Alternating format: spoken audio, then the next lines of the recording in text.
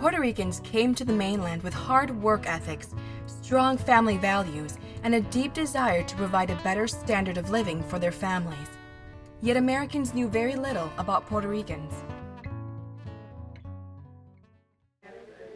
You know, it's hard to believe our own ancestors ever acted like that. Well, we've certainly come a long way since then. But now, these Puerto Ricans. Yeah. Have you ever heard a bunch of them babbling together? Brother. You know something else? I understand most of them don't even bother to get married. Well, that's what we have a welfare department for. Goodness knows we pay enough taxes.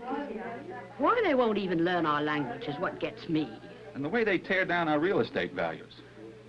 Listen, no matter what you say, migrants are doggone lucky today. I wonder if any of them realize just how lucky.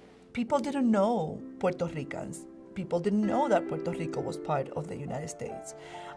Most Chicago citizens didn't know how to handle Puerto Ricans, didn't understand where they came from and their culture and their language and their legacy. So consequently, Puerto Ricans encounter a city that I can imagine was a pretty harsh environment. I remember my mother talking about what she thought Chicago was.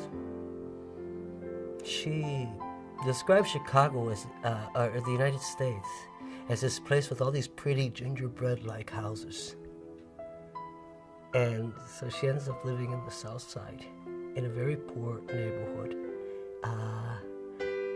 And by that time, they're living near the Museum of Science and Industry, near the Hyde Park area. So they're in an African-American community, and they're like the only Puerto Ricans around. So it was a culture shock for my parents. Let me remind you of something many of us overlook when discussing the Puerto Rican situation. These people are not immigrants. By their birthright, this land belongs to them as much as it does to you or to me. They are citizens like us.